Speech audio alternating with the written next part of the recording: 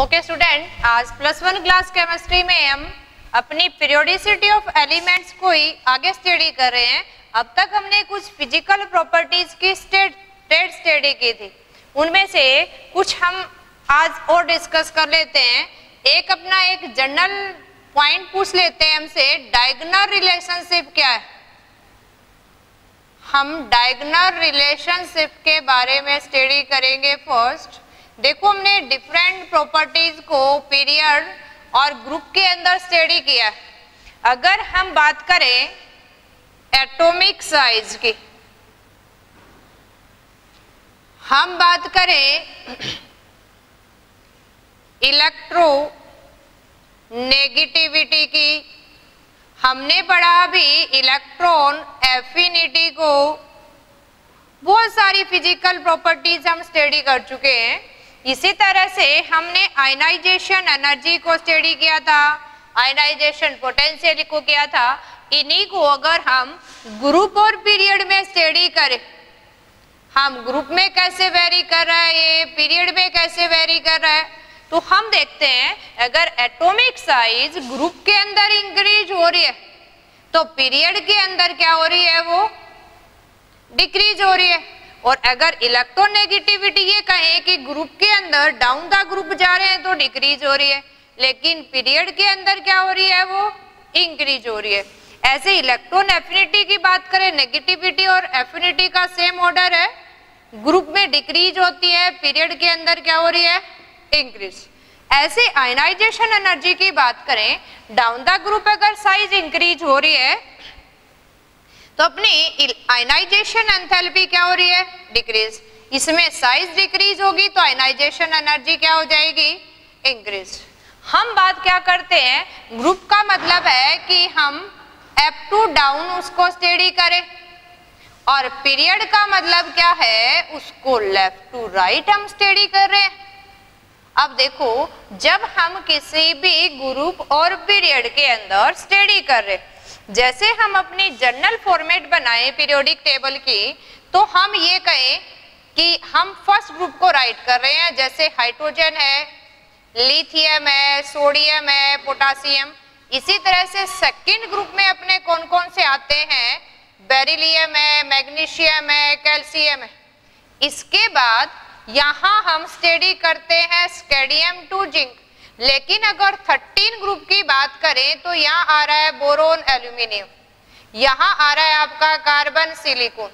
हम स्टडी करें अगर एस ब्लॉक और पी ब्लॉक की, हम ये कहें कि ये जो हम स्टडी करें अप टू डाउन, यानी जैसे हम ऊपर से नीचे की तरफ किसी एलिमेंट की सीरीज को स्टडी करेंगे, उसको हम जो आपकी वर्टिकल लाइन है उसको ग्रुप बोलते हैं। और अगर हम यहाँ लेफ्ट टू राइट स्टडी करेंगे, जो हॉरिजॉन्टल लाइन की बात करें, ये हम इनको क्या बोल रहे थे, पीरियड की टर्म में स्टडी कर रहे थे।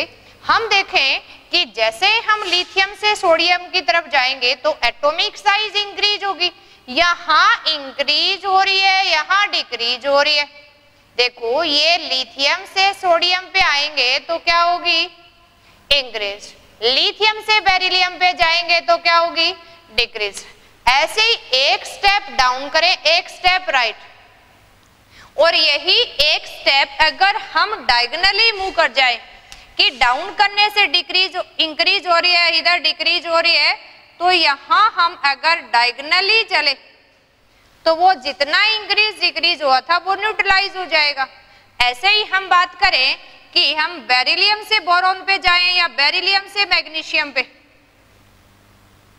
यहां जो हम मूव करेंगे, देखो अगर हम जितनी अपनी ये कहें कि इलेक्ट्रोनेगेटिविटी बेरिलियम से एल्यूमिनियम पे क्या हो रही है, या जैसे हमने फर्स्ट ट्रेड एटॉमिक साइज की बात कर रहे हैं कि एटॉमिक साइज बेरिलियम से बोरोन क्या होगी आपकी, डिक्रीज, और बेरिलियम से मैग्नीशियम क्या होगी, इंक्रीज। अब ये अप एंड डाउन जाने की बजाय अगर हम इसको ऐसे डायगोनली स्टडी कर ले, कैसे स्टडी करें, डायगोनली की एक स्टेप हम इधर चले हैं, एक स्टेप इधर, तो जो इंक्रीज डिक्रीज होता डायगोनली पोजीशन पे न्यूट्रलाइज हो जाएगा। सेम केस क्या होगा अपना कि एक स्टेप हम इधर चले, एक स्टेप इधर चले, इधर अगर आपकी डिक्रीज है, इधर क्या होगी इंक्रीज, तो इस डायगोनल पोजीशन पे न्यूट्रलाइज हो जाएगी। तो इसी को हम डायगोनल रिलेशनशिप बोलते हैं कि जो एलिमेंट पीरियोडिक टेबल में डायगोनली प्लेस्ड है उनकी प्रॉपर्टी एक जैसी है, इसलिए हम उसको क्या बोलते हैं डायगोनल रिलेशनशिप। यानी इसको अगर ओरल आप डिफाइन करो तो ये कहेंगे कि elements placed diagonally in periodic table show similar properties, और जो डायगोनली पोजीशन की वजह से सिमिलर प्रॉपर्टी शो कर रहे हैं इसी को हम क्या कहते हैं that special properties known as diagonal relationship. क्या बोलेंगे इसको हम डायगोनल रिलेशनशिप। अब हमसे क्वेश्चन बन जाता है कि कौन कौन से एलिमेंट डायगोनल रिलेशनशिप शो कर रहे हैं, क्योंकि देखो किसी भी प्रॉपर्टी को अगर हम स्टडी करें, अगर ग्रुप में इंक्रीज हो रही है तो पीरियड में डिक्रीज हो रही है, और ग्रुप में डिक्रीज हो रही है तो पीरियड में क्या हो रही है इंक्रीज। जब एक एक स्टेप हम ये कहें कि डाउन और राइट मूव करने से जो अपोजिशन है उसके अंदर, तो डायगोनली क्या आ जाएगी इक्वलिटी सिमिलरिटी आ जाती है। अब कौन से एलिमेंट डायगोनल रिलेशनशिप शो करेंगे जो पीरियोडिक टेबल में सिमिलर पोजीशन पे हैं, तो हमने याद रखना है, देखो लिथियम मैग्नीशियम के साथ शो कर रहा है, बेरिलियम एल्यूमिनियम के साथ शो कर रहा है, बोरोन सिलिकॉन के साथ शो कर रहा है। तो जो भी एलिमेंट डायगोनली प्लेस्ड है पीरियोडिक टेबल में वो एक जैसी प्रॉपर्टी शो करेंगे, उनके एटॉमिक साइज, नेगेटिविटी, पॉजिटिविटी या नेचर्स है वो क्या होगा एक जैसा होगा, सिमिलर होगा। तो हमसे पूछ लेते हैं कि डायगोनल रिलेशनशिप में आपने एग्जांपल शो करना है, तो डायगोनल रिलेशनशिप में अगर हम एग्जांपल शो करें तो लिथियम किसके साथ सिमिलरिटी शो करता है मैग्नीशियम के साथ, बेरिलियम किसके साथ करता है एल्यूमिनियम के साथ, और बोरोन किसके साथ कर रहा है सिलिकॉन के साथ। कई बार क्वेश्चन ये बन जाता है कि लिथियम और मैग्नीशियम की प्रॉपर्टी एक जैसी क्यों है, बेरिलियम एल्यूमिनियम की प्रॉपर्टी एक जैसी क्यों है, बोरोन और सिलिकॉन की एक जैसी प्रॉपर्टी क्यों है, कि why they show similar properties. तो हमें इनका आंसर देना है कि why they show similar properties.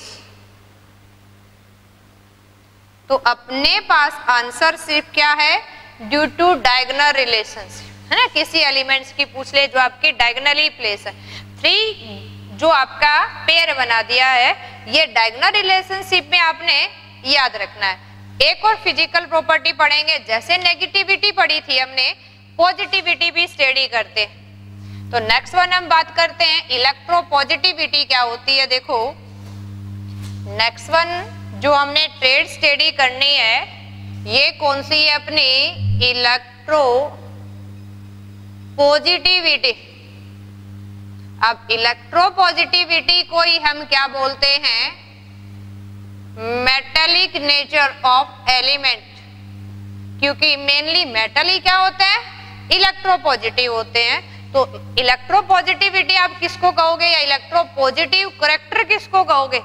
Electro positivity के लिए ये वर्ड भी यूज कर लेते हैं कई बार, इलेक्ट्रो पॉजिटिव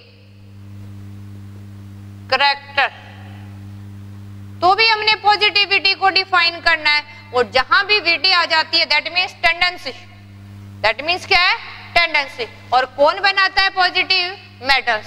तो हम क्या कर सकते हैं इलेक्ट्रो पॉजिटिविटी या इलेक्ट्रो पॉजिटिव करैक्टर किसको कहेंगे, ये किसको कहेंगे कि tendency of metal to form cation. तो इजिली राइट कर सकते हैं कि इलेक्ट्रो पॉजिटिविटी या इलेक्ट्रो पॉजिटिव करैक्टर क्या है tendency of metal to form cation. और कोई भी मेटल्स का आप एग्जांपल ले लें, लेट हमने एग्जांपल ले लिया सोडियम, इसको गैसेस अगर मेटेलिक एटम के स्टेट में ले लें और इसके अंदर टेंडेंसी है कैटाइन बनाने की, कब बनाएगा? जब इलेक्ट्रॉन लूज करेगा।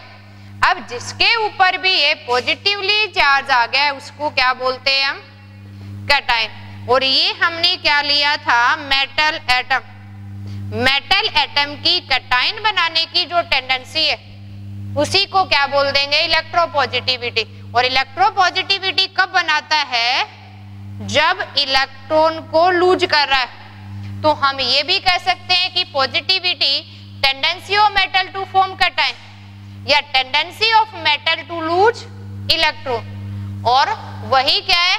Metallic nature. इसी केस में आपने डिफाइन करना हो, कई बार जनरली हमसे पूछ लिया जाता है कि डिफाइन करो मेटल्स क्या है, तो हम इजीली डिफाइन कर सकते हैं कि मेटल हम उस एलिमेंट को कहेंगे जो कैटाइन बना सकता है। किसको कहेंगे? जो कैटाइन बना सकता है। तो मेटल की डेफिनेशन भी इजीली डिफाइन कर सकते हैं हम, element that can form cation. और कैटाइन बनाने की जिसमें टेंडेंसी है वही क्या शो कर रहा है? इलेक्ट्रोपॉजिटिविटी या मेटेलिक कैरेक्टर्स। अब इसकी ट्रेड की बात करें हम कि इसकी ग्रुप और पीरियड में जो पॉजिटिविटी है वो कैसे वेरी कर रही है। एलिमेंट्स की पॉजिटिविटी कहे, मेटेलिक कैरेक्टर कहे या इलेक्ट्रोपॉजिटिव कैरेक्टर कहे, ये तीनों के तीनों क्या है? सेम। हम इनके ट्रेड की बात करते हैं, देखो कैसे ग्रुप और पीरियड में वेरी करेगा। हम फर्स्ट बात करते हैं ग्रुप के अंदर। ग्रुप किसको कह रहे हैं हम? अप टू डाउन जो वर्टिकल कॉलम है। हम यहाँ देखें अगर फर्स्ट ग्रुप की lithium, sodium, potassium, rubidium, caesium है, हमारे पास फ्रेंसियम भी है पर ये रेडियो एक्टिव है, इसको कम ही डिस्कस करते हैं हम। अब अगर हम देखें तो मेटेलिक नेचर है वो डाउन द ग्रुप क्या हो रहा है? इंक्रीज हो रहा है। अब मेटेलिक नेचर इंक्रीज हो रहा है, दैट मीन्स इसकी इलेक्ट्रोपॉजिटिविटी क्या हो रही है? इंक्रीज हो रही है। ये क्यों इंक्रीज हो रही है ये भी हम एक्सप्लेन कर सकते हैं, क्योंकि हमने पढ़ा था कि डाउन द ग्रुप जो अपने एलिमेंट्स की एटॉमिक साइज है वो क्या हो रही है? इंक्रीज। एटॉमिक साइज इंक्रीज होगी तो आयनाइजेशन एंथैल्पी थी वो क्या होगी? डिक्रीज। और आयनाइजेशन एंथैल्पी को हमने कैसे डिफाइन किया था कि कितनी एनर्जी रिक्वायर्ड होगी किसी भी मेटल के आउटर मोस्ट इलेक्ट्रॉन को फ्री करने में ताकि वो क्या बन जाए? कैटाइन। या हम कितनी अमाउंट ऑफ एनर्जी देंगे, ये क्या है? आपकी आयनाइजेशन एंथैल्पी। और जितनी कम देनी पड़ेगी जितनी इसकी न्यूक्लियस से डिस्टेंस होगी। साइज बढ़ रही है तो कम लगानी पड़ेगी आयनाइजेशन, कम लगानी पड़ेगी तो आसानी से क्या बनाएगा? कैटाइन। और कौन कितना आसानी से कैटाइन बना रहा है उतना ही स्ट्रॉन्ग उसका क्या होगा? Metallic nature. तो हम अगर बात करें डाउन द ग्रुप तो अपने सबसे बॉटम पे फर्स्ट ग्रुप के अंदर कौन आ रहा है? फ्रेंसियम। लेकिन फ्रेंसियम कैसा है? Radio active. तो अगर ओरल पूछा जाता है तो हम सीजियम कहते हैं, लेकिन इसी ग्रुप में सबको अगर मेंशन कर रखा है तो ये क्या है? मोस्ट इलेक्ट्रोपॉजिटिव कैरेक्टर है। ये रेडियो एक्टिव है। तो हम अगर ऑल नॉन एलिमेंट्स की बात करें, सारे नॉन एलिमेंट्स में जब हमसे इलेक्ट्रोपॉजिटिव कैरेक्टर पूछा जाता है तो हम जनरली अगर स्टेबल एलिमेंट की बात करें तो हम किसका नाम लेंगे? सीजियम का। और जनरली पूछा जाए तो किसका मेंशन करते हैं? फ्रेंसियम का। अब इसी के केस में अगर बात करें हम किसकी, देखो चाहे किसी ग्रुप की बात कर ले, हम यहाँ बात करें अभी सेकंड ग्रुप की जिसमें आ रहे हैं beryllium, magnesium, calcium, strontium, barium. तो इस केस में जैसे हम डाउन द ग्रुप जाएंगे तो मेटेलिक कैरेक्टर क्या होगा? इंक्रीज। अब अगर इसी ट्रेड की बात करें हम कि पीरियड के अंदर कैसे वेरी कर रहा है, तो देखो पीरियड के अंदर चेक करते हैं कि ये कैसे वेरी करेगा। अभी अगर हम बात करें अक्रॉस द पीरियड, पीरियड का मतलब है हमने लेफ्ट टू राइट चेक करना है अभी कि हॉरिजॉन्टल पीरियोडिक टेबल में कैसे चले। जैसे हम सेकंड पीरियड की बात करें, किसकी बात करें? सेकंड पीरियड की, जिसमें आ रहे हैं lithium, beryllium, boron, carbon, nitrogen, oxygen, fluorine, यहां तक बात करते हैं। या आप बात करें यहाँ सोडियम, पोटासियम, फिर हो गया आपका सोडियम के बाद आता है magnesium, aluminium, silicon, phosphorus, sulphur और क्लोरीन। ये अपना कौन सा हो गया है अभी? Third period. यहां अगर अक्रॉस द बात करें तो देखो इनका जो इलेक्ट्रोपॉजिटिव करैक्टर वो क्या हो रहा है? डिक्रीज हो रहा है। इनका इलेक्ट्रोपॉजिटिव करैक्टर क्या हो रहा है? डिक्रीज हो रहा है। ये इलेक्ट्रोपॉजिटिव करैक्टर है, अगर पीरियड में बात करें तो क्या हो रहा है? डिक्रीज। अगर हमसे कहे कि क्यों डिक्रीज हो रहा है, क्योंकि इस केस में एटॉमिक साइज है वो भी क्या हो रही है? डिक्रीज, और आयनाइजेशन एंथैल्पी क्या हो रही है? इंक्रीज। और जितनी ज्यादा एनर्जी लगानी पड़ेगी हमें कैटायन बनाने के लिए, इलेक्ट्रॉन को निकालने के लिए, उतना मेटेलिक नेचर क्या हो जाएगा इनका? Metallic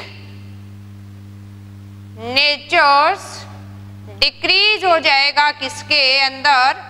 across the period. तो हम किसी एलिमेंट की पोजीशन देख के उसकी हम पॉजिटिविटी या नेगेटिविटी का ऑर्डर एक्सप्लेन कर सकते हैं। अब नेक्स्ट वन अगर बात करें, हम पीरियड में जा रहे, हमें पता है कि किसी एक ग्रुप में बात करें, अगर हम ये बात करें, हम ये आपका फर्स्ट ग्रुप है, ये सेकंड है, ये 13, 14, 15 ये ग्रुप आपके, हमें पता है कि ग्रुप के अंदर तो क्या हो रही है?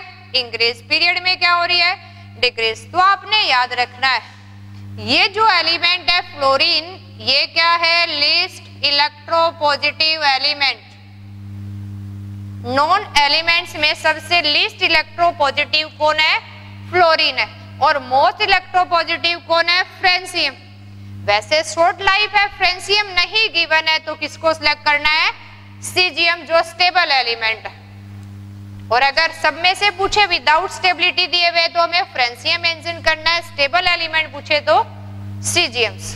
आगे बात करते हैं, देखो हम केमिकल प्रॉपर्टीज ऑफ एलिमेंट्स, ये सारी हमने फिजिकल प्रॉपर्टी स्टडी की। आगे हम एलिमेंट्स की केमिकल प्रॉपर्टीज के ट्रेड को स्टडी करेंगे वन बाय वन करके। और केमिकल प्रॉपर्टी का ट्रेड क्या रहेगा? देखो अगर हम बात करें chemical properties, chemical properties of elements, अगर एलिमेंट्स की केमिकल प्रॉपर्टीज की बात करें, केमिकल प्रॉपर्टी का मीनिंग क्या है कि how elements chemically react with other elements.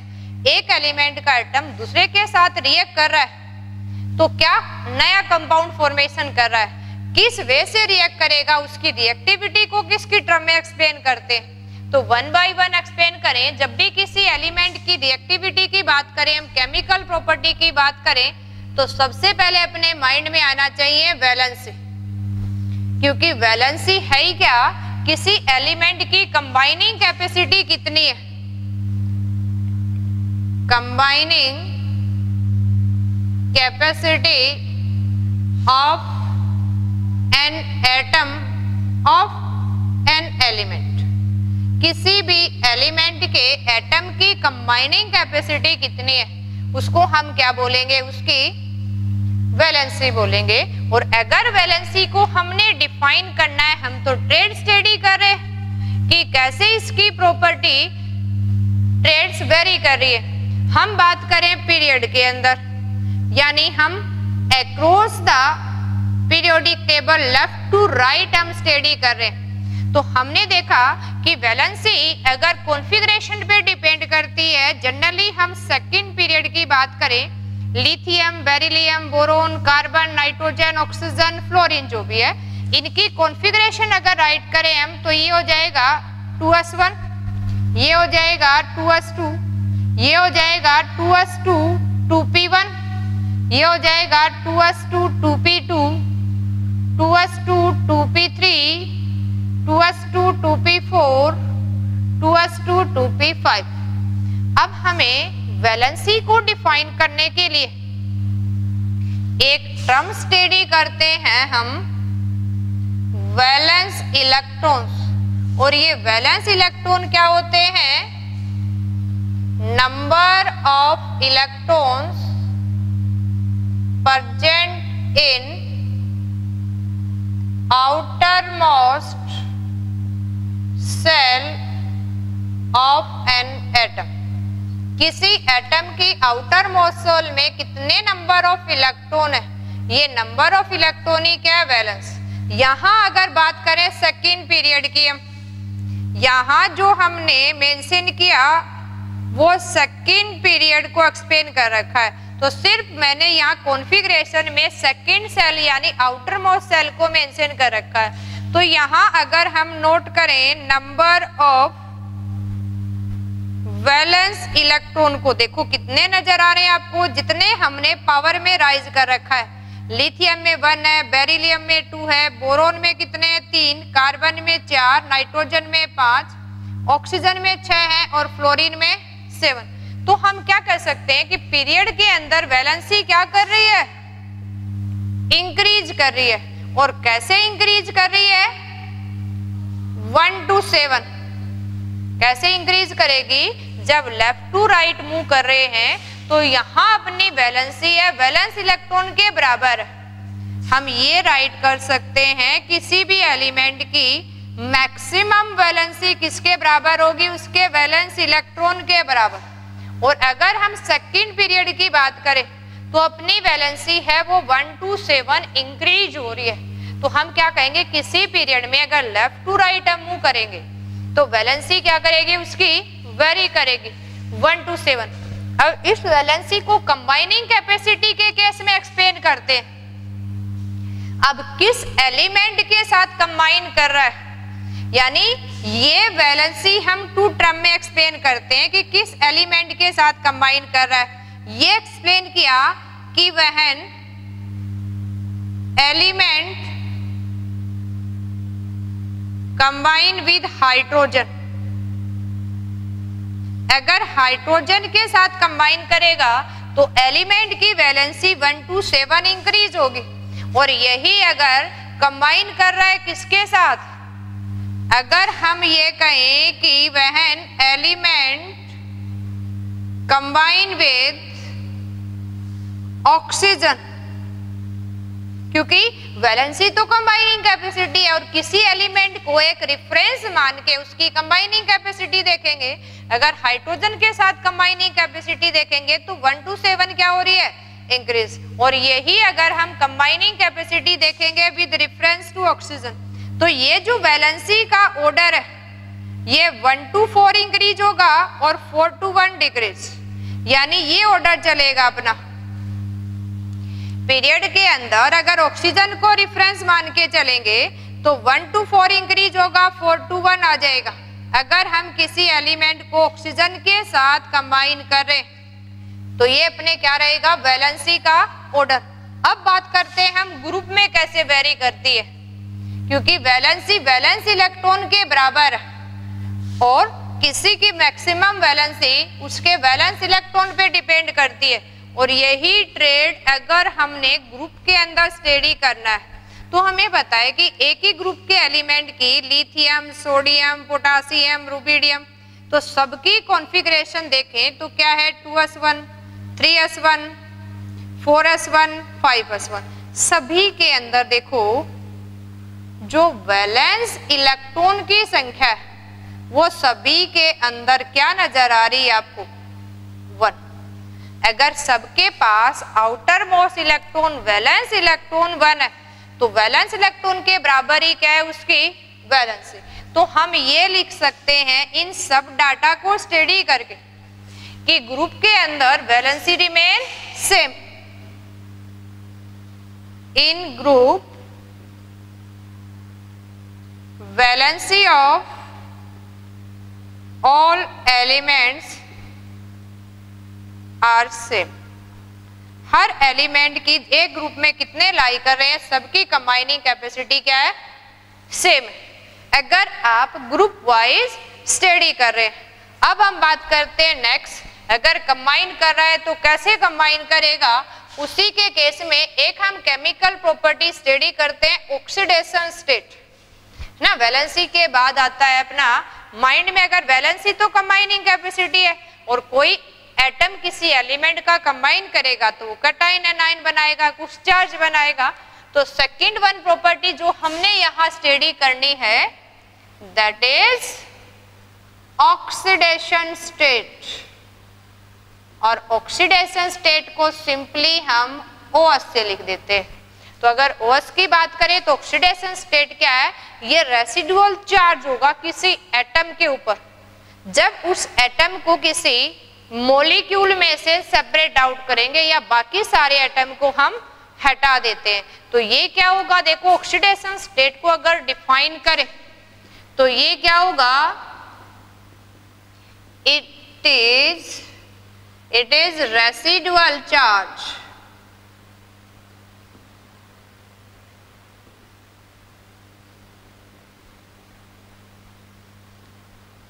on an atom of molecule when all bonded atoms are removed। जब सारे बॉन्डेड एटम्स को उसके ऊपर से हटा दोगे तो बाकी कितना चार्ज बचा रह गया, उसी को उसका क्या बोलते हैं, ऑक्सीडेशन स्टेट। यानी ऑक्सीडेशन स्टेट क्या है, चार्ज ऑन एन एटम, है ना। सिंपली इस ऑक्सीडेशन स्टेट को हम ये एक्सप्लेन कर सकते हैं कि ऑक्सीडेशन स्टेट तो क्या है, चार्ज ऑन एन एटम, किसी एटम पे कितना चार्ज है वही क्या है, उस एटम का ऑक्सीडेशन स्टेट है। अब चार्ज है तो ये चार्ज आपका क्या हो सकता है, पॉजिटिव, नेगेटिव या फ्रैक्शन में कुछ भी हो सकता है। कुछ भी चार्ज नहीं है तो नेगेटिव कहेंगे हम। यानी जो चार्ज है इट में बी जीरो हो सकता है, कोई भी पॉजिटिव टर्म हो सकता है, नेगेटिव टर्म हो सकता है, या कोई फ्रैक्शनल वैल्यू भी हो सकती है। जैसे हम ये कहें कि नेगेटिव कैसे है, पॉजिटिव कैसे है, तो हम देखो जब भी कोई आइसोलेटेड एटम है किसी एलिमेंट का, कंबाइन किया ही नहीं हमने, तो किसमें मिलेगा, वो जीरो चार्ज में। और अगर पॉजिटिव कब कहेंगे, जिसके ऊपर पॉजिटिव चार्ज हो, जैसे सोडियम के ऊपर प्लस है, मैग्नीशियम के ऊपर +2 है, या अगर हम ये कहें कि क्रोमियम के ऊपर +6 है, ओस्मियम के ऊपर अप टू +8 लाई कर रहा है, तो किसी के ऊपर पॉजिटिव भी चार्ज हो सकता है कि कितना आपका चार्ज राइज कर रहा है।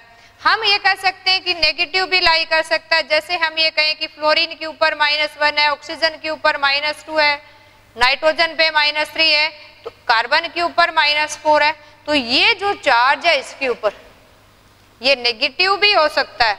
हम ये कहें कि फ्रैक्शनल भी हो सकता है कि ऑक्सीजन के ऊपर 1/2 यानी सुपर ऑक्साइड के अंदर जो हम मेंशन करते हैं, तो ये जो चार्ज है ये फ्रैक्शन भी हो सकता है, पॉजिटिव नेगेटिव भी हो सकता है।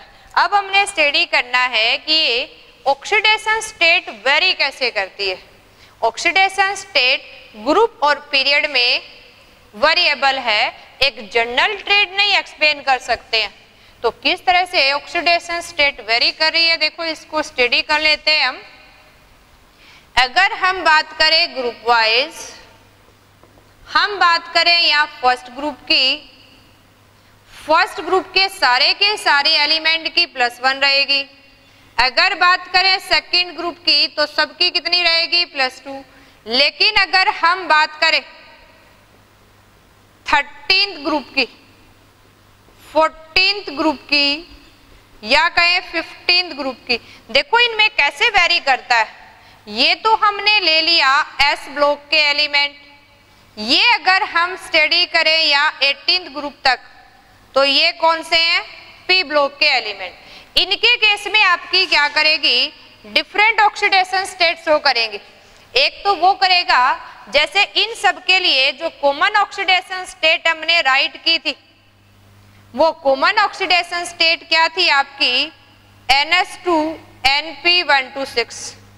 एक तो कहेगी अकेला P वाली और एक क्या करें P+, यानी ये सारे के सारे हमें 2 ऑक्सीडेशन स्टेट शो करेंगे।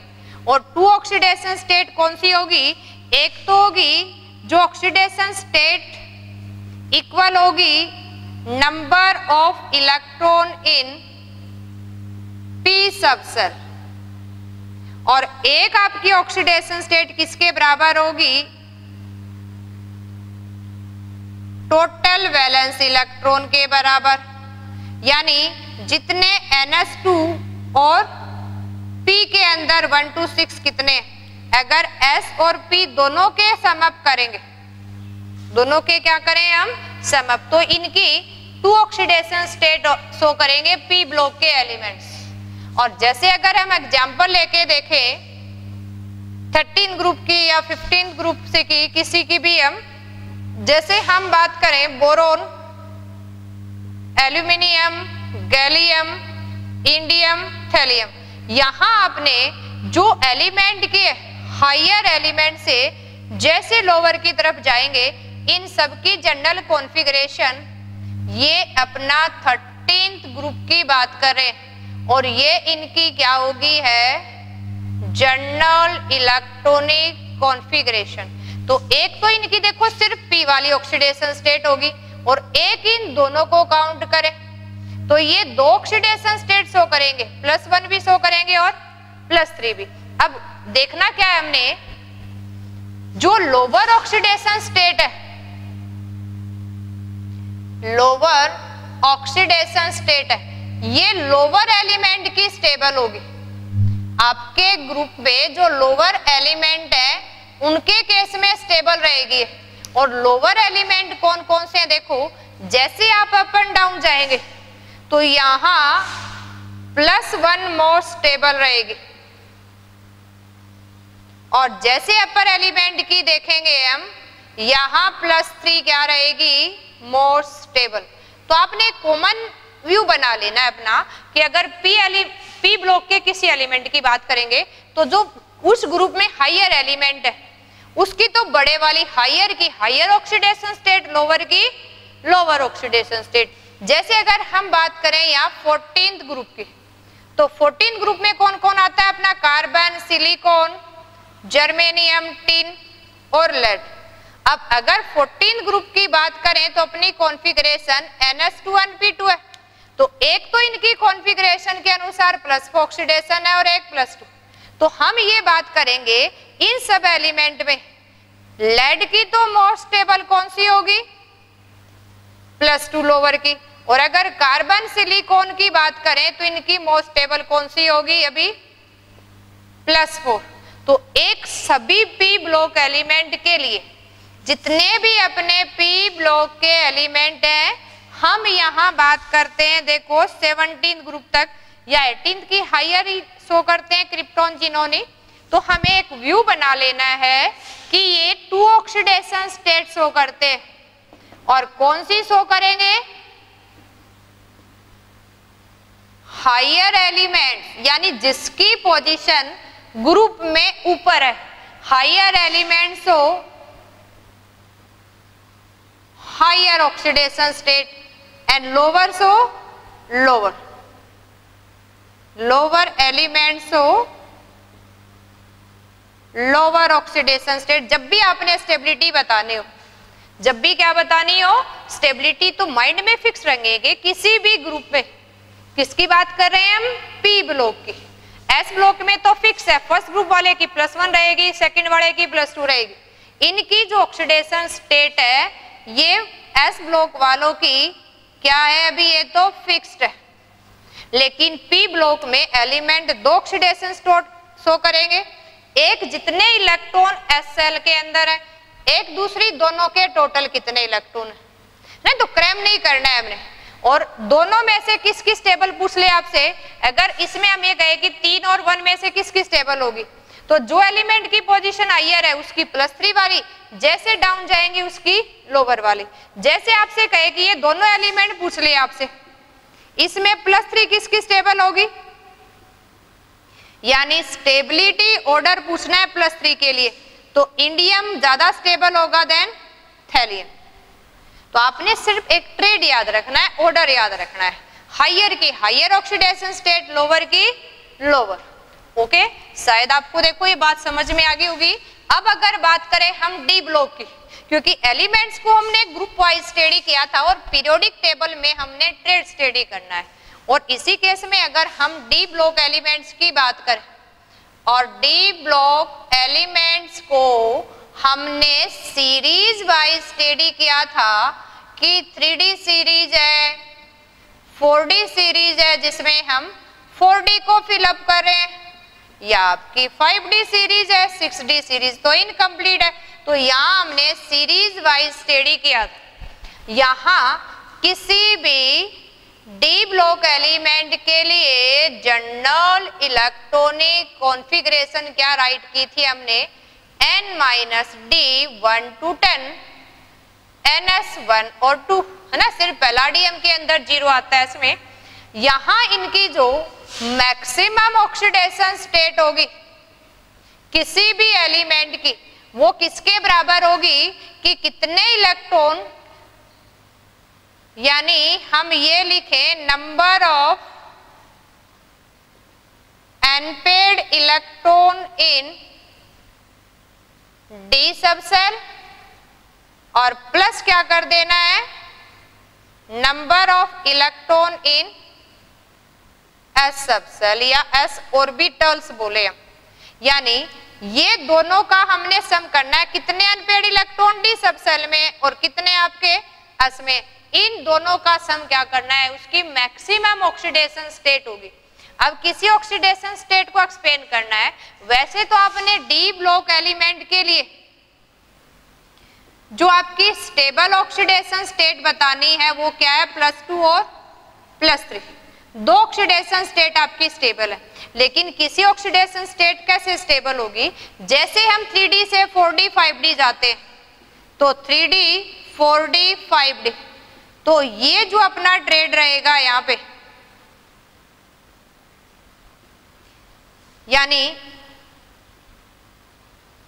हायर ऑक्सीडेशन स्टेट का, यानी 3D से ज्यादा स्टेबल 4D की होगी, 4D से 5D की, लेकिन 3D के कंपेयर में 4D की ज्यादा स्टेबल होगी। और अगर 3D में हम मैक्सिमम ऑक्सीडेशन स्टेट की बात करें, यानी या हम ये कहें जितने नॉन एलिमेंट्स हमारे पास elements, so maximum oxidation state और स्टेबल ऑक्सीडेशन स्टेट जो शो करता है +8 तक, ये कौन है आपका, ओस्मियम, और कुछ अनस्टेबल के केस में इरिडियम, लेकिन मोस्ट स्टेबल बताना है तो कौन सा बताना है, osmium, that can show +8 oxidation state in case of oxide. जब ऑक्सीजन के साथ कंपाउंड बनाता है तो ये +8 तक ऑक्सीडेशन स्टेट शो कर सकता है। अब लास्ट वन बात करें अगर हम एफ ब्लॉक एलिमेंट्स की, तो क्या होगी, देखो, यानी एफ ब्लॉक एलिमेंट्स कैसे वेरी कर रहे हैं, एफ ब्लॉक एलिमेंट्स, तो यहां हमने कुछ ज्यादा ध्यान नहीं रखना है कि एफ ब्लॉक एलिमेंट्स की तो जी स्टेबल ऑक्सीडेशन स्टेट है वो +3 है सारे के सारी की, चाहे आपके कौन से हैं ये लेंथेनोइड्स की बात करें, चाहे हम किसकी बात करें, एक्टिनोइड्स की, जिसके अंदर 4F सीरीज और 5F सीरीज के नाम से भी जानते हैं हम इनको, है ना, और कॉमनली क्या बोलते हैं, इनर ट्रांजिशन एलिमेंट्स। तो इन सब की जो स्टेबल ऑक्सीडेशन स्टेट रहेगी वो तो क्या रहेगी, सबकी +3 रहेगी, है ना। तो ये हमने जनरली याद रखना है, और +3 क्यों रहेगी वो हम इसकी जनरल कॉन्फ़िगरेशन के बेसिस पे एक्सप्लेन कर सकते हैं। n-2 अब फिलअप होगा 1 to 14, n-d के अंदर 1 और ns2, तो सिर्फ आउटर तो कौन होगा, यही पार्टिसिपेट करेंगे, 1 + 2 टोटल कितने हो गए, 3, और F वाला तो इनर टू इनर मोस्ट है, तो वो कम ही पार्टिसिपेट करता ऑक्सीडेशन स्टेट में, तो मेनली क्या शो करते हैं, +3 शो करते हैं। इससे अगर हम बात करें कैसे ये वेरी करे, तो इसी केस में अगर हम केमिकल रिएक्टिविटी की भी बात कर लेते हैं, और केमिकल रिएक्टिविटी कैसे वेरी करी है, अगर ऑक्सीडेशन स्टेट, वैलेंसी, ये सब हमने स्टडी कर लिया, तो किसी एलिमेंट की रिएक्टिविटी भी बता सकते हैं। अगर हमने स्टडी करना है रिएक्टिविटी ऑफ एलिमेंट्स, अब एलिमेंट्स की रिएक्टिविटी है वो दो टर्म में एक्सप्लेन कर सकते हैं, या तो वो कैसा करेक्टर हो, इलेक्ट्रोपॉजिटिव होगा, या फिर कैसा होगा वो इलेक्ट्रोनेगेटिव। और जब रिएक्टिविटी की बात करें तो हम इलेक्ट्रोपॉजिटिव को डिफाइन करते हैं रिड्यूसिंग पावर की टर्म में। वैसे रिड्यूसिंग पावर क्या होती है, टेंडेंसी टू गिव इलेक्ट्रॉन, यानी इलेक्ट्रॉन लूज करेगा तो कैटायन बनाना। और अगर हम एक्सप्लेन करें इलेक्ट्रोपॉजिटिव करेक्टर को, तो इलेक्ट्रोपॉजिटिव को नेगेटिव को किस में एक्सप्लेन करेंगे, ऑक्सीडाइजिंग पावर। और ऑक्सीडाइजिंग पावर को कैसे एक्सप्लेन कर सकते हैं, टेंडेंसी टू गेन या कहीं एक्सेप्ट इलेक्ट्रॉन, कि इलेक्ट्रॉन एक्सेप्ट करने की टेंडेंसी क्या है। तो हम इलेक्ट्रोपॉजिटिविटी नेगेटिविटी दोनों पढ़ चुके हैं, तो आसानी एक्सप्लेन कर सकते हैं कि इस केस में तो अपने क्या आ जाएंगे, सारे के सारे मेटल्स, और इस केस में जो मोस्ट रिड्यूसिंग पावर होगा, रिड्यूसिंग कैरेक्टर्स होगा, वो एलिमेंट अपना कौन सा है, दो स्टेट में देखना है हमने।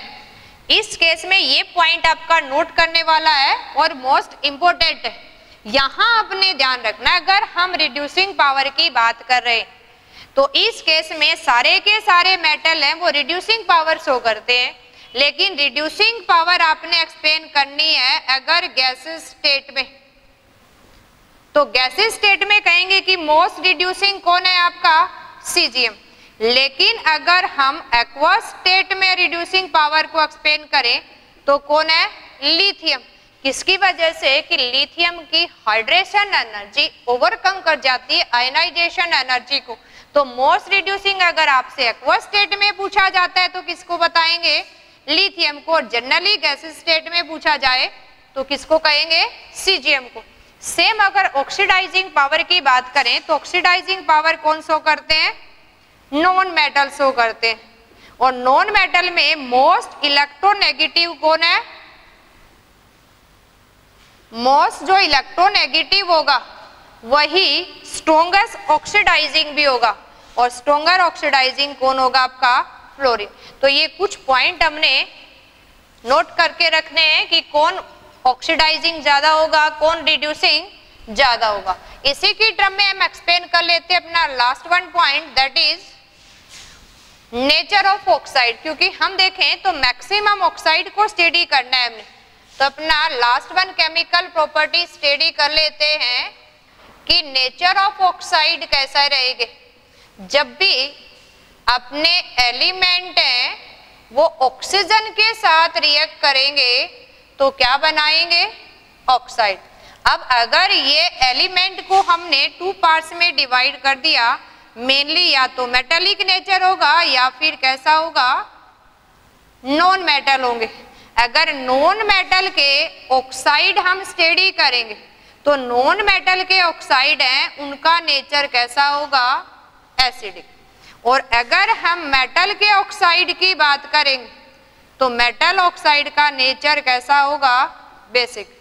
और मेटल का ऑर्डर अगर हमें पता है, नॉन मेटल का ऑर्डर हमें पता है, तो इनका एसिडिक और बेसिक नेचर भी हम इजीली एक्सप्लेन कर सकते हैं। यहाँ नोट करने वाली बात है, जो अपने थर्ड टाइप ऑफ एलिमेंट्स हमने स्टडी किए थे, कौन से स्टडी किए थे हमने, मेटलोइड्स। या हम ये कहें कि कुछ एम्फोटेरिक मेटल भी है, तो उनके जो ऑक्साइड होंगे वो भी कैसे होंगे, एम्फोटेरिक ऑक्साइड, जिसका नेचर एसिड और बेस के बीच के होगा। और कौन कौन से हैं जो एम्फोटेरिक ऑक्साइड बनाते हैं, यानी oxide that show nature of both acid as well as base. और इस केस में जो एम्फोटेरिक नेचर शो करते हैं वो कौन कौन से ऑक्साइड शो करेंगे आपके, जिंक का ऑक्साइड है, एल्यूमिनियम का है, टिन का है, लेड का है या आर्सेनिक, जितने अपने पास मेटलॉइड्स हैं इनके ऑक्साइड का नेचर, जैसे जिंक ऑक्साइड बोल दिया आपने, एल्यूमिनियम ऑक्साइड बोल दिया, टिन ऑक्साइड है, लेड ऑक्साइड है, ये सारे के सारे कैसे हैं, एम्फोटेरिक इन नेचर्स। एक हमने यहाँ नोट किया कि नॉन मेटल है वो एसिडिक है, लेकिन यहाँ आपने याद रखना है कि एक्सेप्शनली कुछ हमारे पास है, जैसे नाइट्रिक ऑक्साइड है, नाइट्रस ऑक्साइड है, कार्बन मोनोऑक्साइड है, हाइड्रोजन का ऑक्साइड है। ये सारे के सारे जो हमने यहाँ राइट किए 4 कैसे हैं, नॉन मेटल के ऑक्साइड है, लेकिन नेचर कैसा है इनका, न्यूट्रल, ना एसिडिक है ये और ना बेसिक है। आगे अपने पास प्रॉपर्टी बची है डेंसिटी, जिसका कोई भी ट्रेड नहीं है, वो वेरिएबल है ग्रुप और पीरियड के अंदर। ऐसे मेल्टिंग पॉइंट भी क्या करती है, वेरी करती है, लेकिन हमने मिनिमम और मैक्सिमम नोट कर लेना है जो जनरली एग्जाम में पूछ लिया जाता है। वैसे डेंसिटी, मेल्टिंग, बॉइलिंग पॉइंट का ऑर्डर हम ग्रुप और पीरियड वाइज स्टडी नहीं कर सकते, लेकिन अगर हम बात करें डेंसिटी की तो आपने मैक्सिमम और मिनिमम याद रखनी है। सारे के सारे ऑल नॉन एलिमेंट्स में जो मैक्सिमम डेंसिटी है वो मैक्सिमम डेंसिटी तो किसकी, आपकी ओस्मियम की, दैट इज 22.6 ग्राम पर सेंटीमीटर क्यूब। और अगर हम मेटल की बोले कि मेटल में मिनिमम डेंसिटी किसकी है, तो ये किसकी है, अभी लिथियम की है, जो लाइटेस्ट मेटल है। और लिथियम की डेंसिटी कितनी है, 0.54 ग्राम पर सेंटीमीटर क्यूब।